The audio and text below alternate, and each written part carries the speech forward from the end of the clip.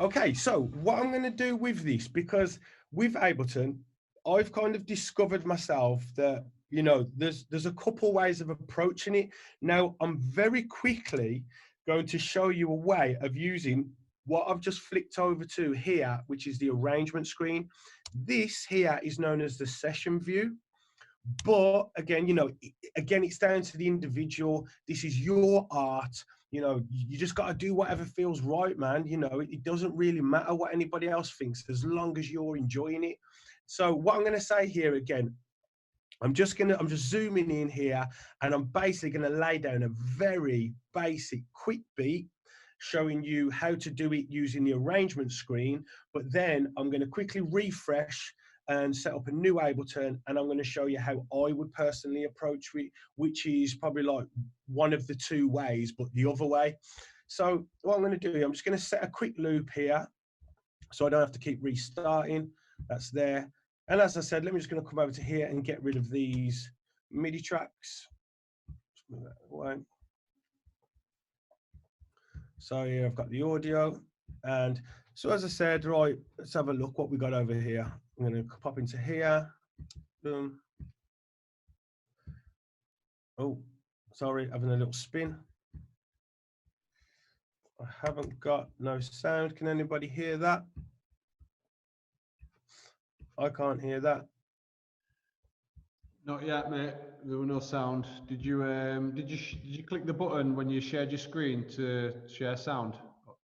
Yeah, of course. Should say share computer sound. Just try unsharing it and sharing it again, Mark. Okay, so stop share. Okay, I'll do it again. Let me go. Yep. Share screen, desktop, audio, share. Let's have a look. Have we got sound? Oh, here we go. There we go. Can we hear that? Perfect. Cool. Awesome. Right. So actually, that was my fault there. I didn't click that little blue thing there. So I'm hitting stuff. See, if I turn that little blue sampler off, you can't actually hear nothing. So my bad.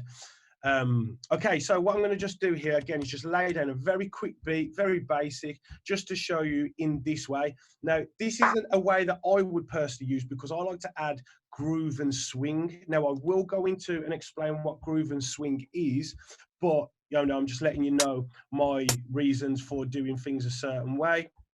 And see there. So we got. We just change the tempo first, speed it up a little bit. I'm just going to come here and just get some kind of levels going on because it's a bit loud.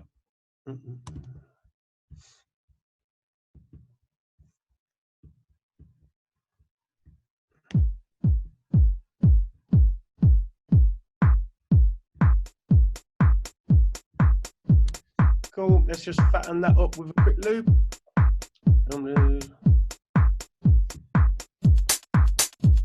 Yeah, that'll do.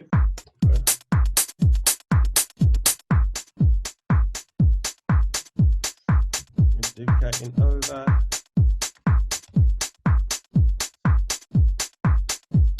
Now, basically, I'm going to stop that even right there and get onto the other go because, like, all I want you to see from that is that you can work with that way. Now, one of the beauties of Ableton for myself, I think, is the fact that you can kind of sample stuff. You can sample loops to actually get a feel of how they sound in context with your track. Most samples sound good in a sample pack. You know what I mean? That's the purpose of them, to sound good. But you need to see how it sounds in context with your music. And so, you know, you can just flip through. You know, that's vibing.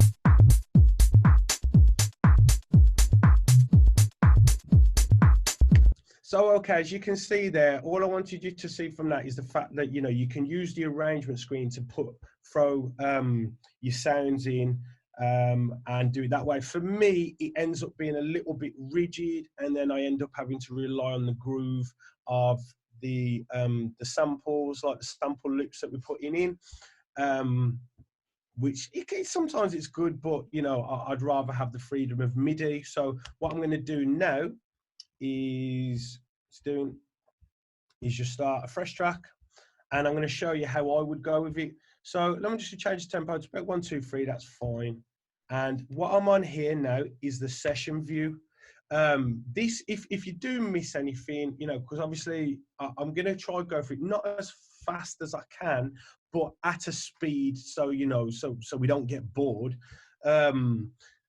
But all this video and that will be available after for you to look at again, and you know, you can ask any questions and whatever at the end if you have got any. So my process there would I'd have 4 MIDI tracks across. It's a bit of, say, a template. And then what I'm going to do here is I'm clicking up, double clicking, and getting here a piano roll. Now the piano roll, what a MIDI is basically so you can trigger a software instrument. A software instrument can be anything from a sampler or a could be like a sampler or a synthesizer, and that really, in this case, I'm looking for a sampler. So what I'm going to do is first jot down, let me just change, I just need to alter the velocity on that, as you can see what I'm doing if you can. And just to point out, I don't normally have my pointer this big. It's quite difficult for me to work with it, but obviously I thought, you know, you guys need to see what I'm doing. I'm just gonna just push up the velocity. Now, for those who don't understand what velocity is, basically if you walked up to a piano and you tapped a key very lightly, you're gonna get like the sound, the volume is going to be really low, but if you hit it really hard, then you're going to get a louder volume, which is essentially what velocity is. So I'm just duplicating that over now, and what I'm actually doing is I'm putting in the MIDI information or MIDI blocks of where my sound's going to be triggered.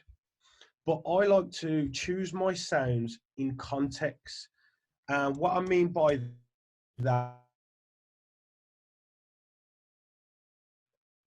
is like I like so let's have a little look here for a decent kick. Let's come in here.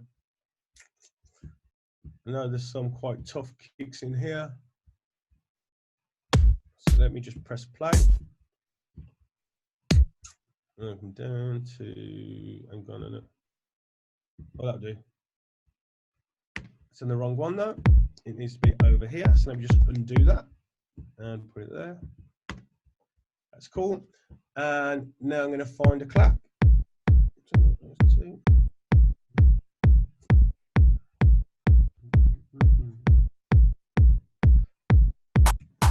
And this is what I mean, like, you know, by having the MIDI information already in place, you can literally then just click through sounds as they pop up, and that really, you know, and choose it. Obviously, they're all rubbish. There is one. Okay, see that kind of clap. I like claps like that because that's what we call, like, it's got a bit of a pre-clap at the front. And what I'm going to do here is just come in and slightly shift that over.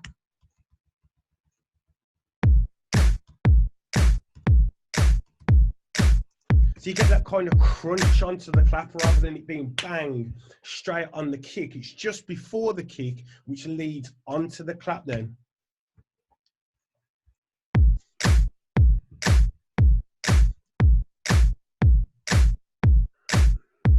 Okay, so let's find a hi-hat.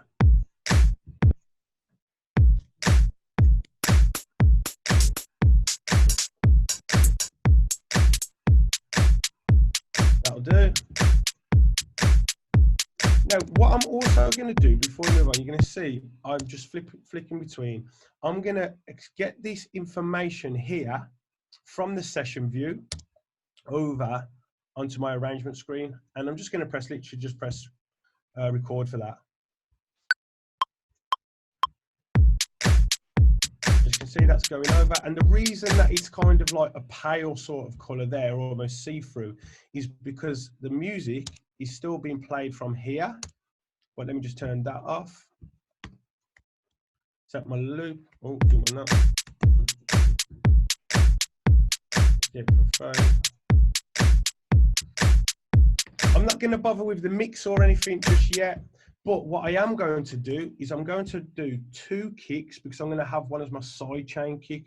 Now, for anybody that isn't really familiar with sidechaining, I should call it side kick, it will all become clear shortly.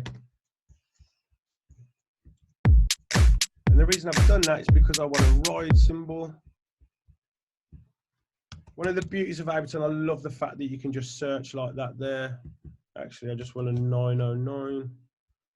Just go with that. Where's my ride? Let me just turn this volume of the samples down. That'll do. So bear with me with this, because at first it's going to sound pretty rubbish until I sidechain it. As I said. Now, I'm just going to solo that because I'm going to put a sidechain effect on this. And so it's really clear what it is I'm actually talking about. And I'm going to sidechain it to my sidekick. And that there, I've just pulled up a compressor. Now, our sidechain kind of works is now the compressor is receiving a signal from, in this case, the sidekick, my little sidekick there. And as you, when I press play, you'll see that is actually the kick. So when I pull down the threshold now, the compressor is going to push out the way the ride every time that the kick hits, but you get a real cool, see, kind of like sucking effect and that on it.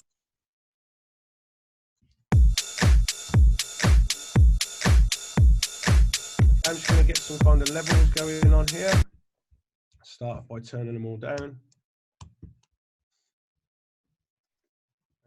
Now, I don't know if anybody is familiar with the process of making music. You know, you just make your beats. You know, you can get it mixed down by somebody, or you can mix it down yourself, and then you get it mastered.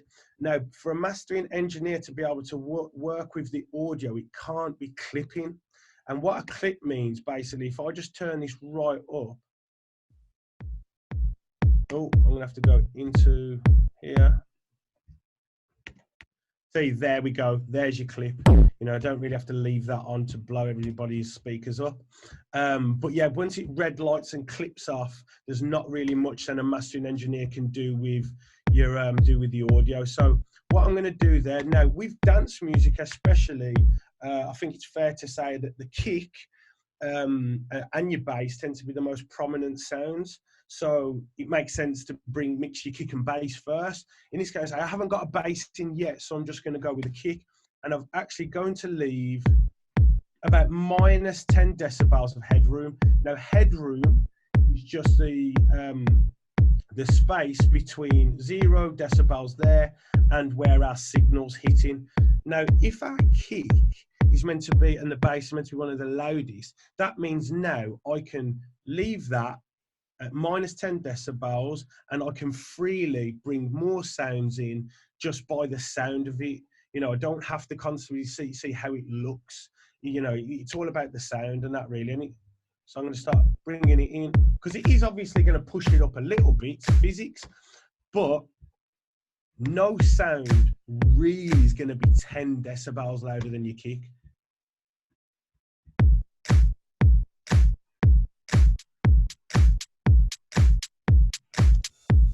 Now, what I'm going to do now is I'm going to add, before I add any more kind of percussion or anything, I'm going to find a bass, but I'm going to show you something that I do sometimes in here. Believe it or not, I'm actually going to use a drum loop for my bass. Well, for a part of my bass anyway. And I'm going to show you how, because like a lot of drum loops can have like real cool grooves. And I want to take advantage of that. Hi, Mark. Just quickly going to interject real quick. I just want to address some of the chat comments because there's about 20% of the guys are just following along, and the rest are struggling to keep up with you. I just want to say to those guys that are struggling to keep up, the purpose of this, it is overwhelming. I can see that people are saying it's overwhelming, it's too quick. This is merely to inspire you guys. So it's just watching the creative process. There's no way that you're going to be able to create a track by watching a 30-40 minute video. So what we want to do is just show you what the DAW is capable of doing on a very basic level. And then we'll be doing more stuff in the future for absolute noobs. So this is more about inspiration. Just basically kick back and enjoy the beats, and don't worry about taking notes. There's no point. It's to go through something like this, it needs to be done over a longer period of time, but this is just to get you all fired up and inspired. So I'll pass you back to Mark, and Mark's just going to make some sick tunes. Okay, but you know, I will take that into consideration, and I'll slow down the best I can with trying to keep everybody kind of interested as well at the same time. So basically what I've done then, I'll let you just hear it. So you can hear that's a drum loop. But what I'm going to do, let me just loop it out. And the reason you can easily loop that out, because I'm going to double click on the audio, and at the bottom, this is our audio edit screen. So what I'm going to do, I'm just going to turn that down.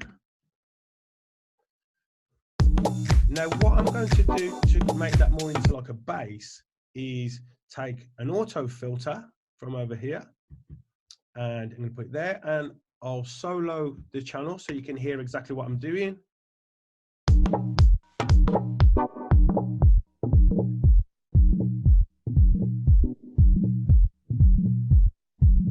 So obviously we've got more of a groove there. Now,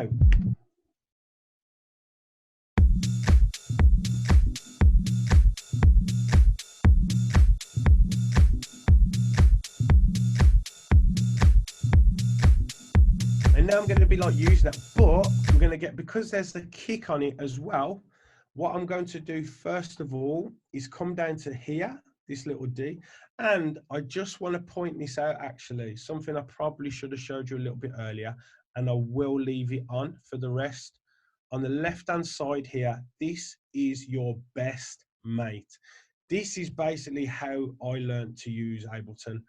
It's a little info bar, and you know, I'll leave that on, but I'm going to come over to here and press like this little D here, which is like basically a delay. And I'm just going to avoid any kind of clashing on same frequencies. I'm just going to push that up to the 1, which is going to slightly push that bass hit just after the kick. But to also help it, I'm going to put off the kick. So once the kick pushes through, it's just going to push that out the way.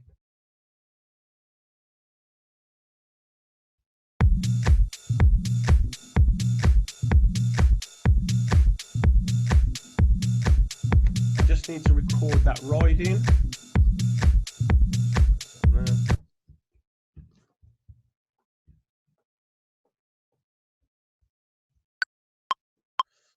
That's all I really need, and now throw that over. And as you can see again, guys, that's a loop, that's a drum loop there. The bass at the minute is just a drum loop, but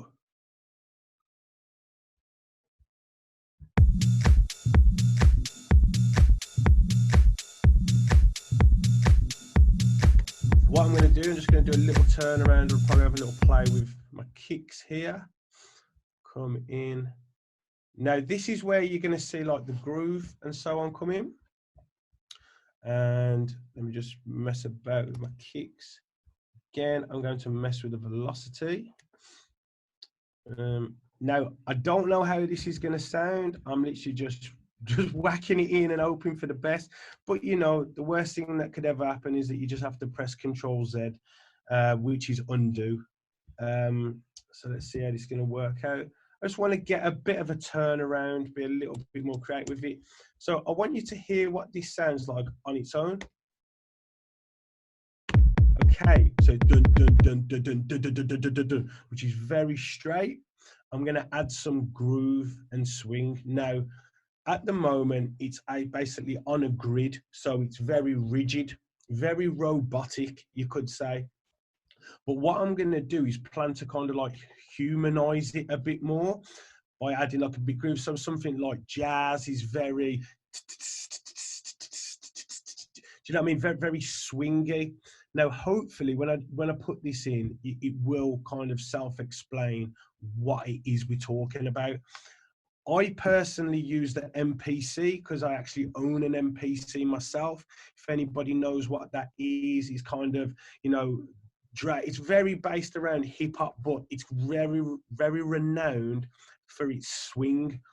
So I'm gonna go with quite an extreme swing at first.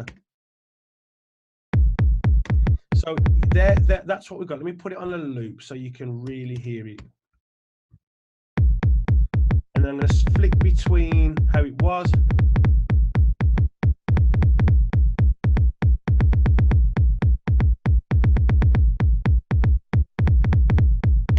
So now it's got more movement. And now I'm really going to utilize that swing by putting in some kind of what I like to call like kind of like skippy hats and stuff, and probably even a skippy snare.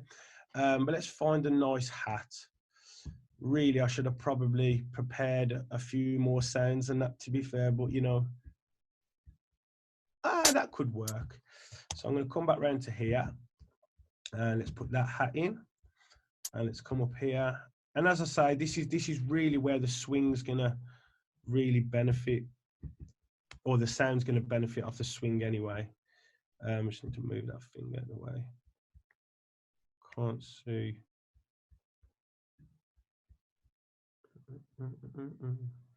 So I'm just trying to move the, it's okay. Now the note length is really important for this as well. And I'm just going to loop it round.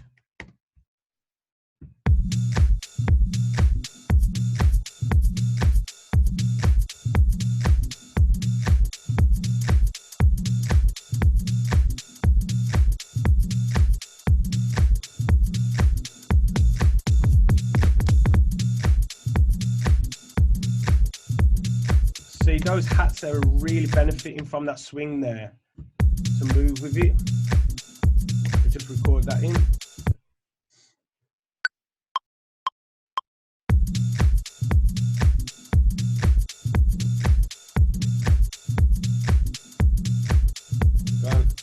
Now I'm going to go with, I'm just going to add an extra little sub in there, I think. And to be honest, I ain't going to lie, one place that I do love to look for bass sounds, apart from using a synthesizer, but I haven't really prepared any synthesizer, to be honest, is old jungle samples. For me, I've got this, like you can see there, jungle 1989 to 1999. You know, at that time, everything was analog, and jungle is very renowned for having those huge fat B lines. And that's kind of what I want. Oh. Perfect, perfect. That's exactly perfect. That's what I want. So I'm just going to put that in.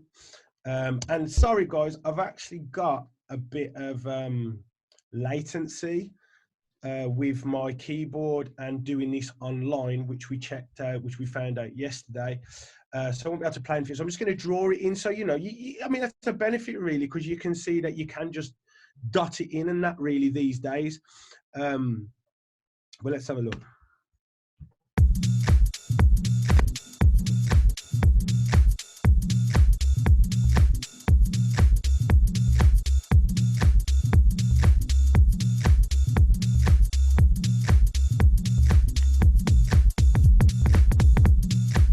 Just messing with the velocity again there.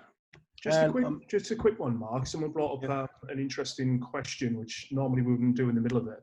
But he asked, why do you keep recording things? Why don't you just save the project? So I don't think they quite understand what live is and what you mean when you say recording. Oh, okay. Yeah, sorry about that. I mean, no, what I'm actually doing, see, this view here is known as the session view, because Ableton has got the great thing that most stuff that it does really, it's really good for bands and so on, because you can like, you know, you can record a lot of stuff live and it always stays in time. But while I'm recording is, I like to basically, as you see, this is the session view.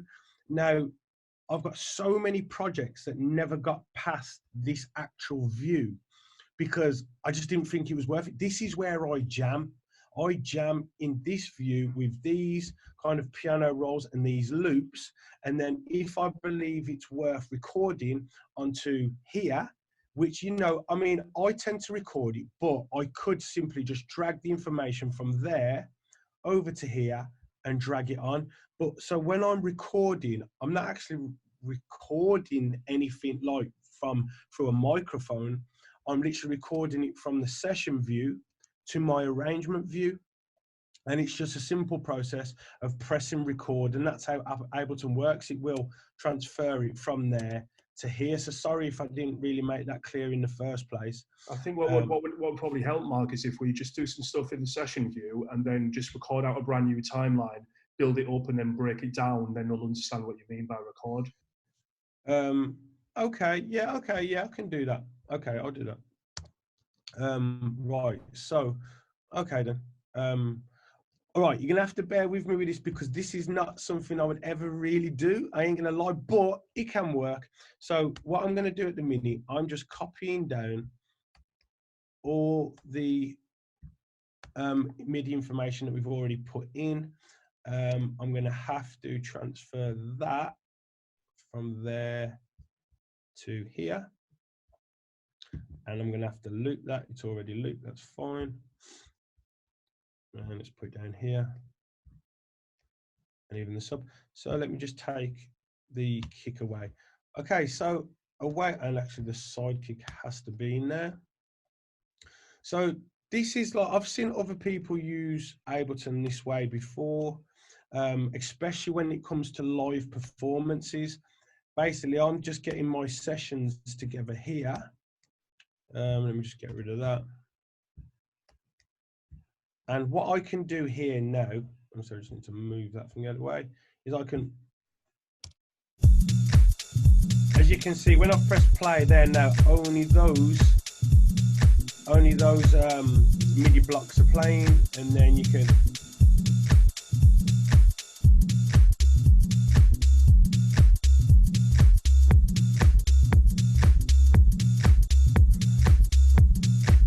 and I see that's a way of recording from one, like you in a more of a, say, yeah, more of a live kind of aspect there. If you want to record all your little sessions and your little jams out live, you can do this, and I'll show you how that's done actually. So everything's, let me just come up here, because I'm going to show you this, but again, this isn't a personal way that I would approach it myself, so I don't really feel too comfortable with doing the whole thing this way, but I do know of it, so I'll show it, yeah. Let's go back here. Okay, so let me just set up on that. On that. So as you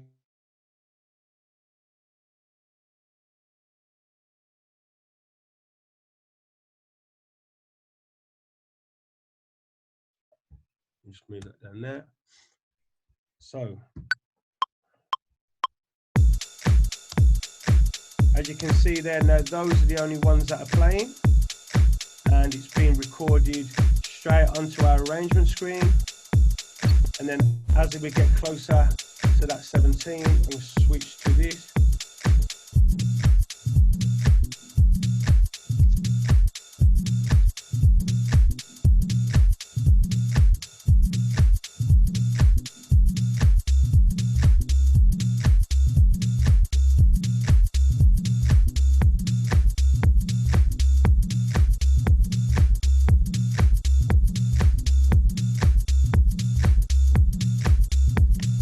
So that is how you could see that there. Ignore this bit here, because obviously that is, well, I can just temporarily delete it for a second.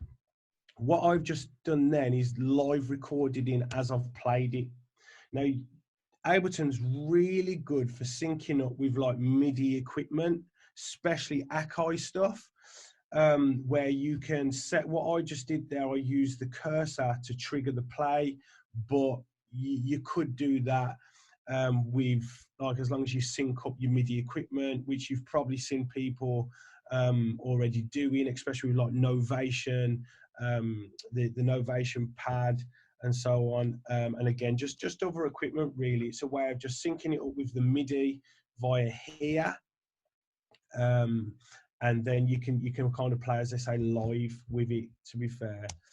But hopefully that kind of explains like the fact of like what was talking about with recording. But I'm just going to kind of go back to the way that I tend to do it, just because obviously I feel more comfortable with that way, and hopefully everyone kind of understands what we're talking about with that now. What you probably have noticed as well, I'm working in a loop.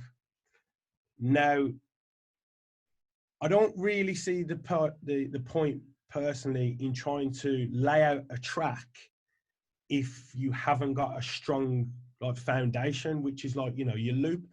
Now, really and truly, I always say to people, when people come to my studio, I'll say to them, like, listen, don't expect to walk out of here with a track. Let's just go in and capture the vibe and enjoy it. Most of the time it ends up in a track anyway, but if you put that pressure of like, oh, we need to do this and do that, you know, let's just enjoy it, capture the moment, vibe. Not every track has to be released. You know, it's just something for you to enjoy and learn from, and again, enjoy the moment. But what I'm doing now, as you'll see, is I'm building this loop, because then all I'm going to do is just duplicate it out all the way across for, I don't know, probably a minute, 2 minutes, and then take away, because the hard work to an extent is already been done. But I just want to kind of put a little like kind of stab in there as well before I move on. And with this,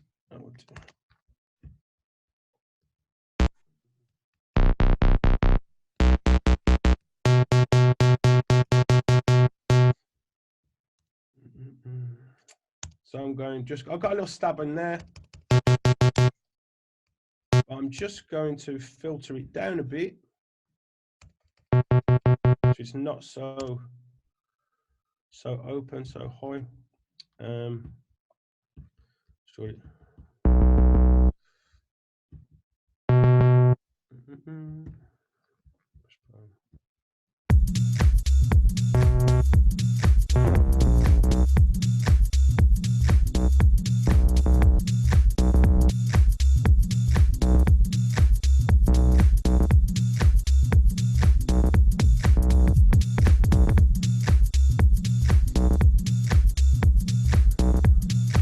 Dry at the minutes, but what I'm going to do here, I am going to go into a little bit of like EQing and stuff like that in a bit, but I'm just going to touch on a little bit of reverb here. Now, reverb is one of the things you can really look into detail at what reverb is, but reverb's kind of what makes stuff sound real. You know, say when you're in a big room and you clap and you hear like what a lot of people refer to as echo. I did, you know, everyone's like, oh, the echo in the room. If you're in like a big cathedral and you clap, you'll hear that reverb, like the reverberation, and that's just basically representing a space. And this is what we want to do. We want to eventually put get our music or our track to sound like it's in a space, whether that's a small studio space, or, you know, if you're working on some kind of like band acoustic music and so on, whatever, you might want it to sound like it's in a big stadium. But then that's up to you to decide what you kind of like space you want your track to sound like it's in. But what I'm going to do here, I'm just going to push this using an auxiliary track.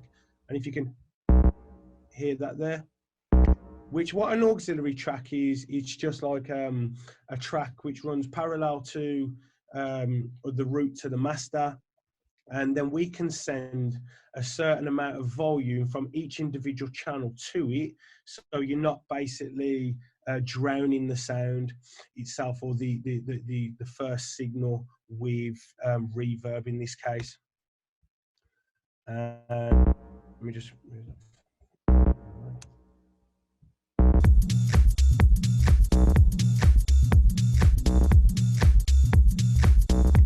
Okay, so for those who may need me to explain again, here is the information that is playing, in this case, that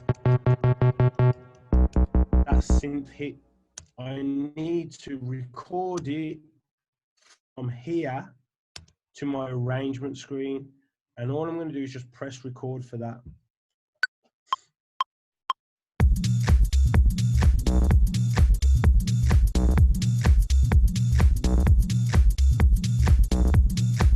Okay, I'm gonna get to move on now to like the arrangement sort of the arrangement part. But before I do, I'm just gonna put a little vocal touch in. And I did actually kind of got this ready. I don't know if as we dance to a beat that seems out of time. A lot of people may even recognize that. So I'm just gonna throw it in and that here.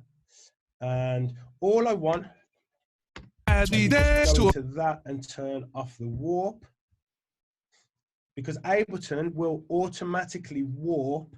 Well, you can turn this off and on in your preferences. Let me just quickly show you the preferences. You can turn this option off and on here so it doesn't automatically warp long samples, but I tend to leave it on because it's a lot more helpful than not. Most of the time I find, especially if you put in like a background or some background loop or a drum loop or a bass loop, whatever. But in this case, it doesn't do the best job, if you'd kind of heard that. So I'm going to turn the warp off and that there. And all I actually want from this at the moment, as we dance to a beat that's is to a beat there. So I'm just going to get rid of that, and I just want the beat on the snare or clap, and let's move that there. Oh, I like that. But I just want it a little bit shorter, so it's not. Let me try a little bit longer.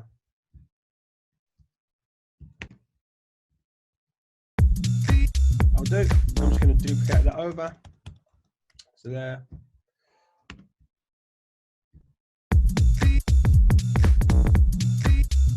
See, I really love I really love to use vocals like percussively.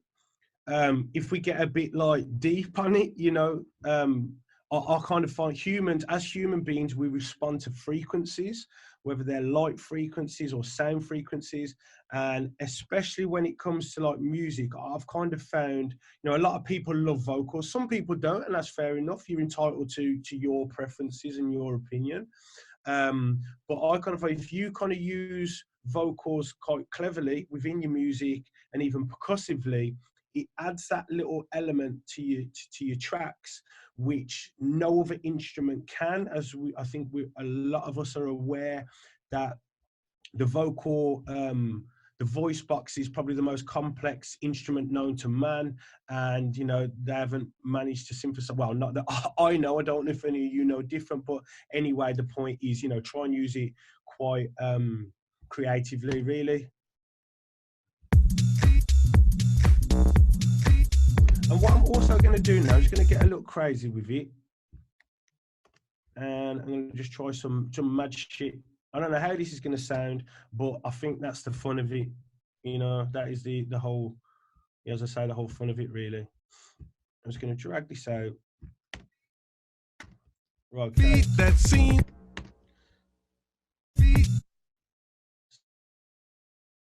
So what the purpose I'm going to do here, I'll come in and I'm just going to madly chop this in no real set way and what pops out. Let's go. Let's do that. Let's bring it out a bit. Like I said, I don't know how this is going to sound, so bear with me, and you know, who cares? Oh, you know, just some mad shit like that. I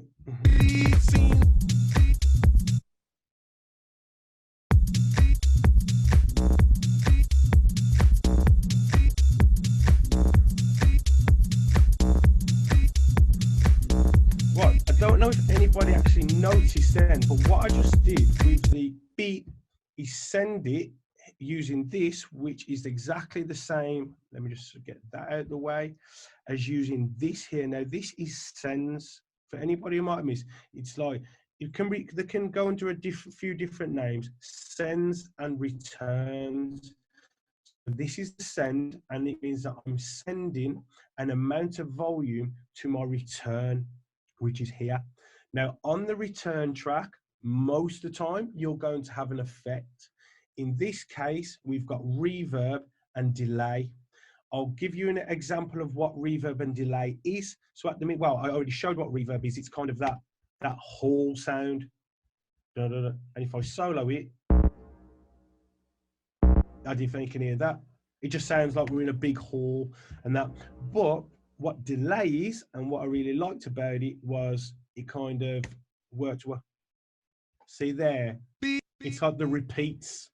But we're going to hit two little things here now, because I'm going to touch on what we call automation.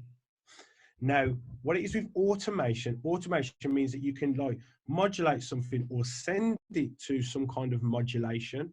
Modulation can be classed as anything. It's any kind of change in the sound, basically, over a period of time. So here, what I'm going to do is I'm going to send that, and I'm going to make it using it. And again, everybody, please don't worry if you're not fully taking all of this in. You know, again, like Adam says, we're just trying to show you quickly, very like on a basic level of, you know, some of the stuff that Ableton's capable of, and really to get you started, and again, give you that kind of inspiration to go, yo, you know, I'm getting that shit because I'm jumping in and I want to vibe, you know. But basically what I'm going to do now is send it to that over a period of time. And that's what this line there is representing. Now, as I've kind of made that line there, this little red dot has popped up, which is just basically telling us that this parameter is just a name for anything that can be really changed, and that really is being sent. It's being automated. It's being sent to this. So what you're going to notice,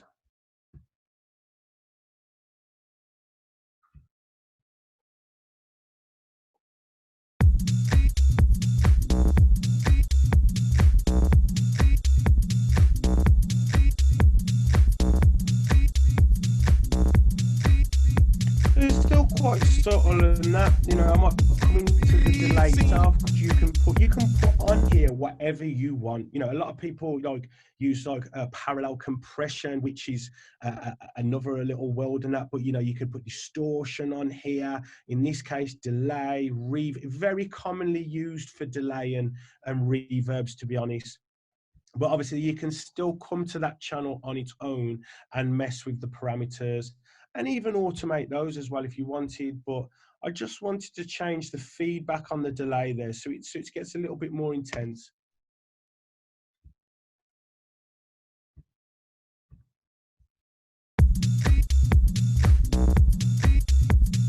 Okay, so before I just move on to the arrangement, I'm just going to quickly touch on some EQing, not too much, because I don't want to bore you, and I'm sorry if I'm boring any of you already, and that, you know, obviously not the intention, but you know, it's nice to just give you a little touch look into some of the capabilities and some of the effects, because as you can see there, I just come over to my library. Now this is where Ableton store, this is where Ableton's library is basically. You can open and close it just using that tab here.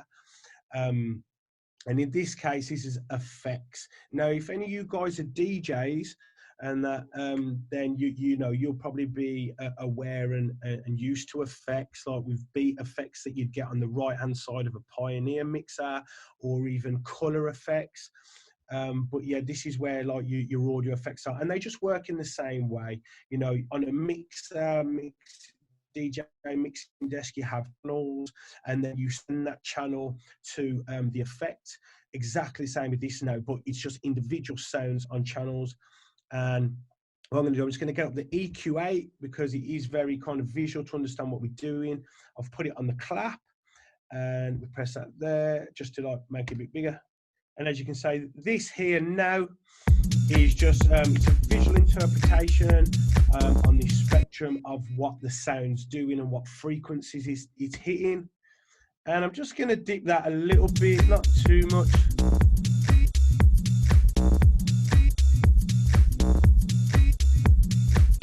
And I'm going to come into the hat. What I'm going to use for the hat here, now, you know, the thing is, look, I just want to be really clear with this, guys. This is an art form. There is no right or wrong. You know, there's opinions and, you know, there's things that people enjoy. And yes, there are going to be set ways of achieving certain different kinds of finishes within your work, but it's all based on opinion. Some people might hate a track. Some people might love a track, you know. With this, just do whatever sounds good to you. It's your art, you know what I mean? And really and truly, it's only your own opinion that matters. As long as you're enjoying your time and what you're doing is cool. So what I'm about to say now, and the reason I've gone into that is because some people might really disagree with what I'm about to show now. I'm not going to lie, at first I did, but ever since I've been doing it, I think, yo, I'm actually kind of liking what it's doing. So on here now, we've got this hi-hat, and I'm going to drop in what's called a low cut. Mark, just gonna, sorry, Mark, just need to interrupt real quick. So there's people lots of people asking questions in the chat. We've only got 5 in the Q&A at the bottom. Stick around after this because we're going to quickly move on to something. Then we're going to come back for a Q&A with Mark, where we're going to answer your questions live on the air to you personally. So put it in the Q&A section at the bottom, not in the main chat on the right, and then we'll be able to read your questions out, and then hopefully everybody will benefit from them. Back to you, Mark. Okay, cool. Well, what I'll do anyway, I'm just going to get into this now. I'm going to show them a little bit more of reverb and bring in a little bit of life to tracks. I'm going to whack into like an arrangement and just show you a few things like that. And then I won't go on for much longer because I'm kind of getting sick of the sound of my own voice. I'm sorry if any of you guys are as well. You know, but basically what I was going to say now is I actually read this quite recently. Now, apart from your kick, bass and snare, in all the rest of your drums cut off at 300 hertz. Now, when I read that, I was like, whoa, that's pretty extreme, man. You know, that's taking away a lot of warmth. But the way the guy explained it, you know, it's about keeping your kick and bass clean to punch through on the systems. And, you know, since I've been doing it, I thought, well, okay, let's give it a go. And most of the time, it sounded good. Sometimes I thought, oh, no, actually, I'm going to leave that. But especially like a hi-hat and so on, which its main frequencies are up here, you know, I am going to cut it off at 300 hertz. And what I've got here, stay on this hat. And again, like, look, it's all theory until you into practice. Test it out. If it sounds good, that's all that matters. Nobody on the dance floor can see your computer screen. All they can see or hear is the beat. If it bangs, it bangs. You know, nobody cares. As you can see there, I'm definitely going to do cut it off at 300 because there's nothing there anyway. There's nothing here. Do it on the ride. See, I am going to do it with that 100% because with a ride cymbal, you know, it's all about these high frequencies that are added energy to our music. Down here, I can't see any purpose why that's needed. You know what I mean? Especially in this kind of track that we're working with here.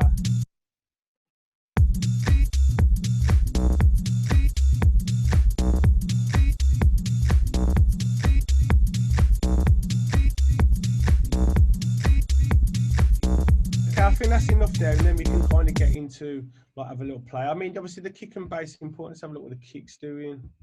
I might even give my kick a little cut off at 30 hertz, and then maybe a little dip here around about 200 hertz.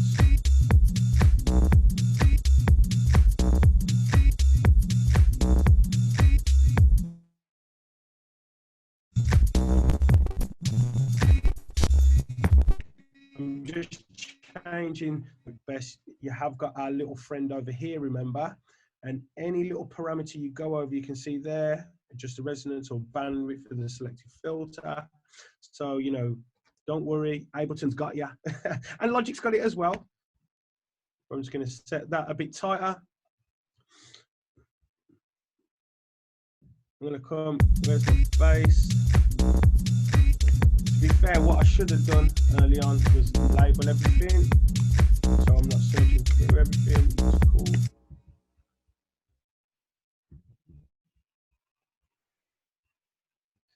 A little dip around there.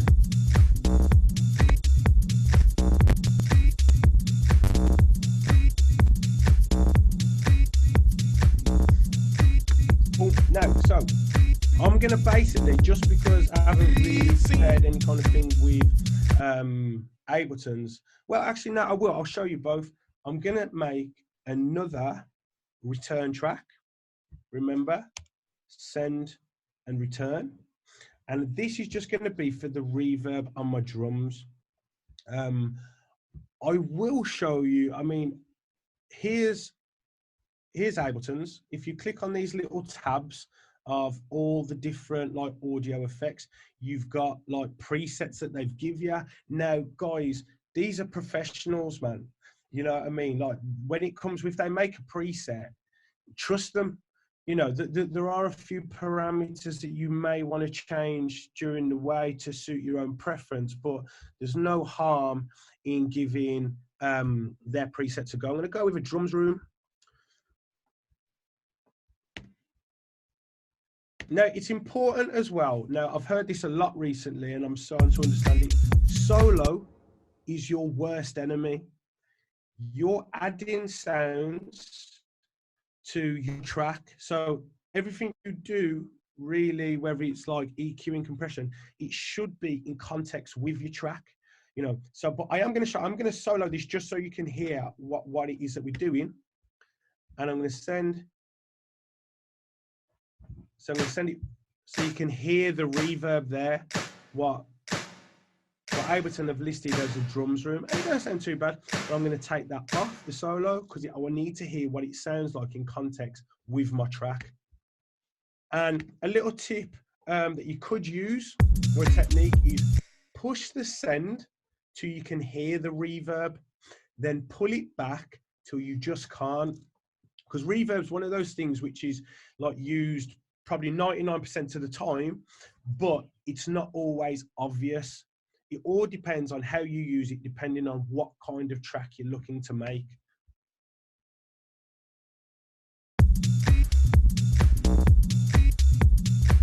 Quite happy with that. No. I'm not going to send any of my low frequencies to my to this, but I may send a kick a bit. But what you're going to see after is I'm going to put an EQ on my reverb for the drums reverb anyway, and just cut off 500 hertz. I don't think it's needed.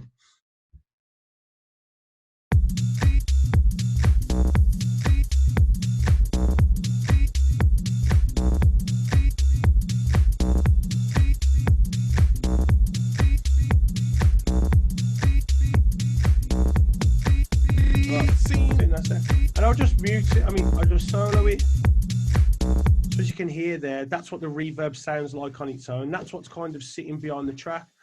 Let me just have a listen and see what it sounds like if I did cut off 500 hertz. That's cool. It's just got rid of any of the low frequencies.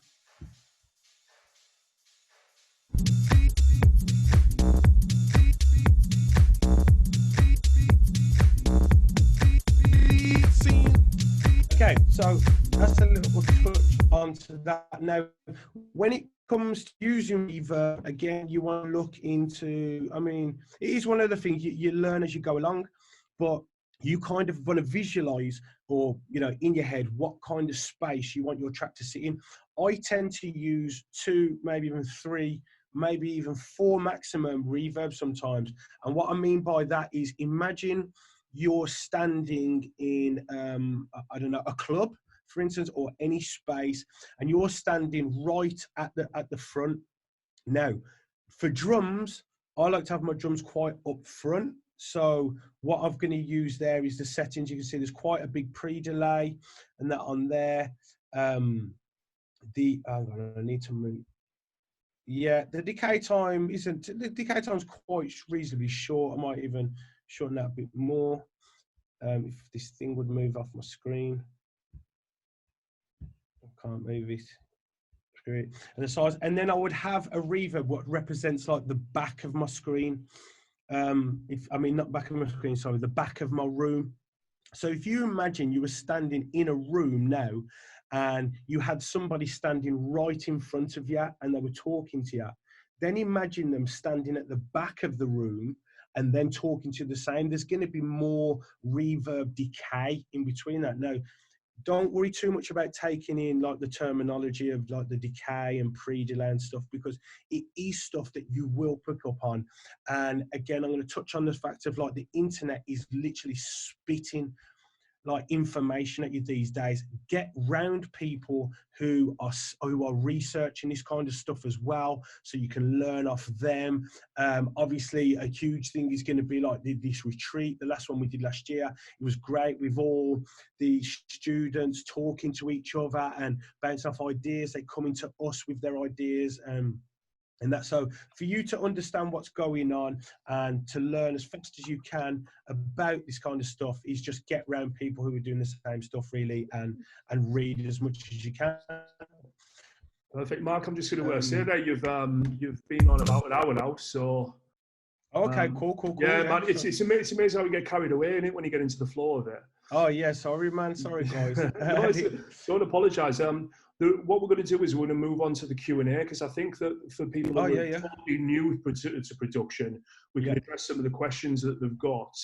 But what you said there, what you just touched on about being around people in your area, there's been lots of people in the Q&A and the chat just saying that they're looking for people in the local area.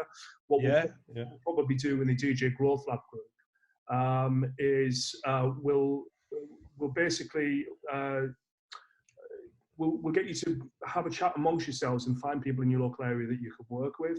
So we're going to basically talk about. We're just going to move on to another section in a bit, but if you just want to take 5 minutes just to wrap up what you were doing.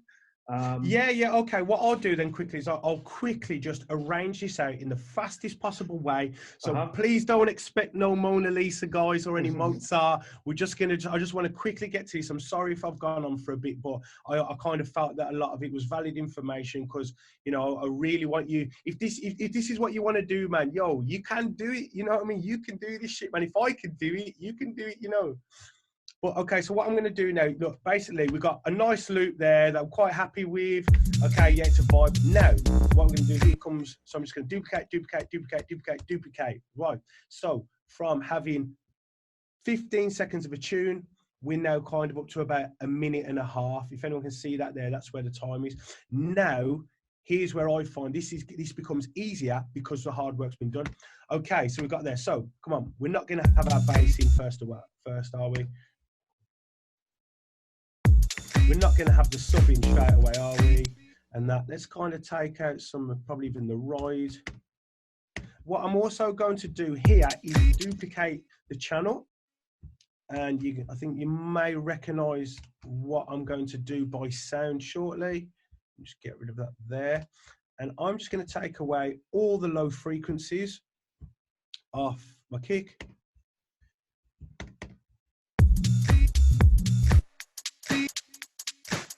I'm going to automate that to come up a little bit here. So remember, I'm against the clock here, guys. You know, so I'm just going to try and do this like as fast as I can.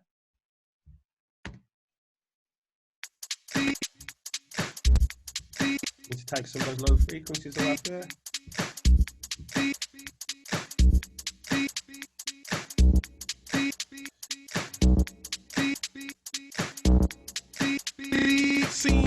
We're building it up, but get rid of that because we don't need that yet. We don't need the sub. I'm probably going to leave that. So you can see now the kick's in there. Get over to here. I could even add the crashes and stuff like that and sweeps and that, but come on, we're kind of against the clock here. So I'm going to let in my sub here, and I'm going to take out this.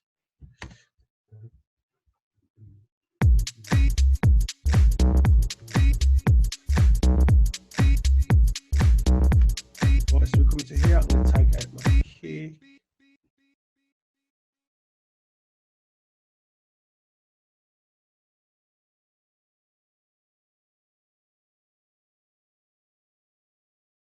Together, I'm going to put a reverb directly on the group. Oh man, that thing's annoying. Don't move. Ah, there we go. Get it out of the way. Cool.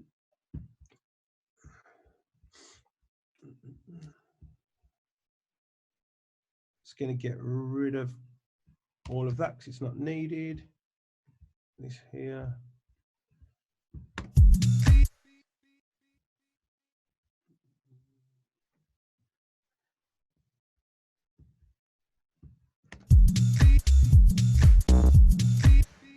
Let me just here. I'm just going to put on a bit of another auto filter. Take that down, and I'm also going to automate that to turn off when it drops in.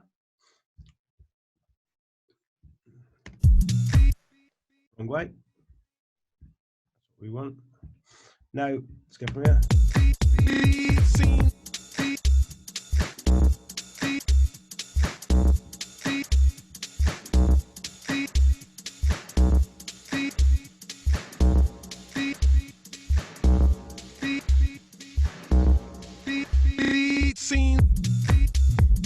Okay, really basic. You know, we could have put a lot more effort into it, but I've been babbling on. Let's just have a little listen from the start.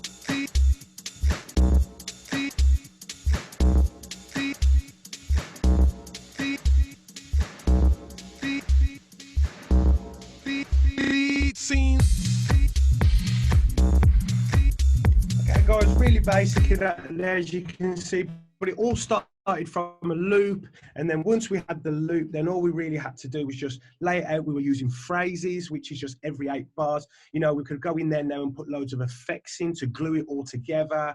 We can proceed with the arrangement and add more and take out more and so on. But as you can see, it just starts there with a loop, and you know, then it's just about arranging it out, really.